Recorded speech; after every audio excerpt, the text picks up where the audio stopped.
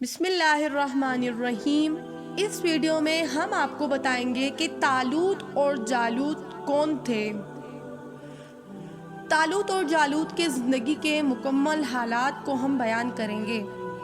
سب سے پہلے یہ بتاؤں گی کہ جالوت کون تھے۔ جالوت ایک قبطی بادشاہوں میں سے تھا۔ یہ نہایت ظالم و جابر تھا۔ اس نے لوگوں کو ذلیل کیا، ان کے مردوں کو قتل کیا اور لوگوں کو ان کے گھروں سے نکال دیا اور ان کی عورتوں کو کنیز بنایا۔ بنی اسرائیل کے لوگ بہت تنگ ہوئے۔ در حقیقت یہ واقعہ موسیٰ علیہ السلام کے بعد کا ہے۔ تو تب وہ لوگ خدا کے رسول کے پاس پناہ لے گئے، کہا کہ خدا سے سوال کریں کہ ہمارے لیے ایک بادشاہ بنا دے جس کے ساتھ ہم کافروں سے راہ خدا میں جہاد کریں، یعنی جالوت کے ساتھ جنگ کریں۔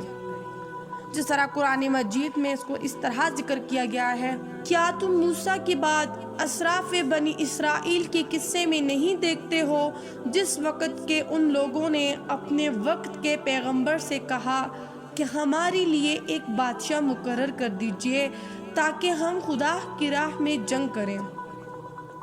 حضرت داؤد علیہ السلام سے قبل تک اس زمانے میں یہ قاعدہ تھا کہ پیغمبر ایک خاندان سے ہوتا اور بادشاہ دوسرے خاندان سے۔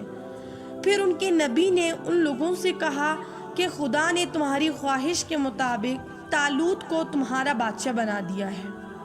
طالوت نہایت نیک، جسمانی لحاظ سے بہترین، شجاع اور سب سے زیادہ عقل مند تھے، لیکن مال و دولت نہ رکھتے تھے۔ تو لوگوں نے کہا، یعنی بنی اسرائیل نے کہا، کیوں کر یہ ہمارا بادشاہ ہو سکتا ہے جبکہ یہ غریب ہے۔ جب لوگوں نے نہ مانا تو ان کے نبی نے ان سے کہا کہ یہ صندوق اس کی بادشاہی کی گواہی دے گا۔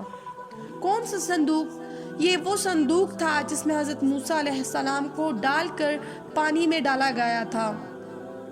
یہ وہ صندوق تھا جو خدا کی جانب سے تھا اور اس میں ہارون اور موسیٰ علیہ السلام کی مقدس چیزیں جیسے تورات، عصا وغیرہ موجود تھیں۔ مگر موسیٰ علیہ السلام کے بعد انہوں نے اس صندوق کی قدر نہ کی اور بے حرمتی کرتے تو خداوند نے واپس لے لی تھی۔ مگر جب طالوت کو چننے کی باری آئی تو خداوند نے دوبارہ بھیجی اور اس صندوق نے کہا کہ طالوت بادشاہ ہے، پس جس نے انکار کیا وہ مغلوب ہوا اور کافر ہو جاتا۔ پھر خداوند عالم نے ان کے پیغمبر، جو کہ بعض کتابوں میں اس کا نام حضرت شمعون علیہ السلام ذکر ہے اور بعض کتابوں میں یوشع علیہ السلام ذکر ہے، اس پیغمبر کو کہا کہ طالوت کو جالوت کے ساتھ جنگ کے لیے بھیج دو، اور وہی میں کہا کہ جالوت کو وہ شخص قتل کرے گا جس کے جسم پر موسیٰ علیہ السلام کی ذرہ درست و ٹھیک آ جائے گی، اور اس کا نام داؤد ہوگا اور وہ فرزندان لاوی میں سے ہوگا۔ حضرت داؤد علیہ السلام کے والد چرواہا تھے جس کے 10 بیٹے تھے۔ داؤد علیہ السلام سب سے چھوٹے بیٹے تھے۔ سب بیٹوں کو وہ جہاد کے لیے لائے تھے سوائے داؤد علیہ السلام کے۔ طالوت نے دریافت کیا کہ داؤد علیہ السلام کے متعلق تو بتایا گیا کہ وہ بکریوں کی رکھوالی کے لیے گھر چھوڑا ہے، تو طالوت نے اسے بلوایا۔ راستے میں داؤد علیہ السلام کو 3 پتھروں نے آواز دی کہ اے داؤد، ہمیں اٹھا لیں۔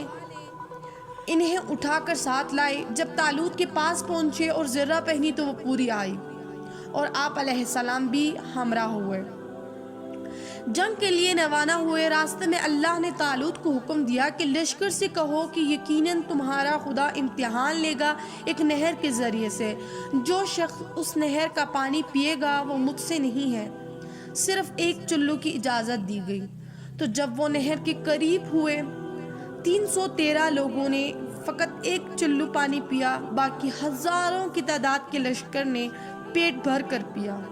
اسی وجہ سے یہ 313 ثابت قدم رہے اور یہ جالوت سے نہ ڈرے، اور باقی جنہوں نے پیٹ بھر کر پیا تھا وہ جالوت سے ڈر گئے۔ جب جالوت کے پاس پہنچے، جالوت ایک ہاتھی پر سوار تھا، سر پر تاج رکھے ہوئے تھا اور اس کی پیشانی پر ایک یاقوت تھا۔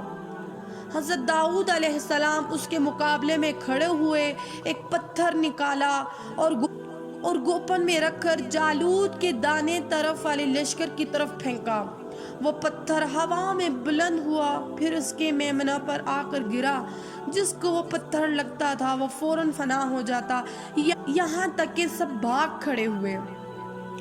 دوسرا پتھر اس کے میسرہ لشکر پر پھینکا، اس طرح وہ بھی کچھ مرے اور کچھ بھاگ گئے۔ تیسرا پتھر حضرت داؤد علیہ السلام نے جالوت کے سر پر پھینکا، وہ پتھر یاقوت کو توڑ کر اس کے مغز تک پہنچا اور وہیں جالوت واصل جہنم ہوا۔ بس اسی طرح لوگ جالوت کے ظلم سے آزاد ہو گئے۔ والسلام علیکم۔ انفارمیشنز ورلڈ ٹی وی کے پیارے دوستوں، انشاءاللہ باقی ویڈیوز میں ہم آپ کو ہاروت اور ماروت اور قرآنی دیگر قصوں کو اور جتنے بھی دیگر انبیاء ہیں ان کا ذکر کریں گے۔ ہماری ویڈیوز ضرور دیکھتے رہیے گا۔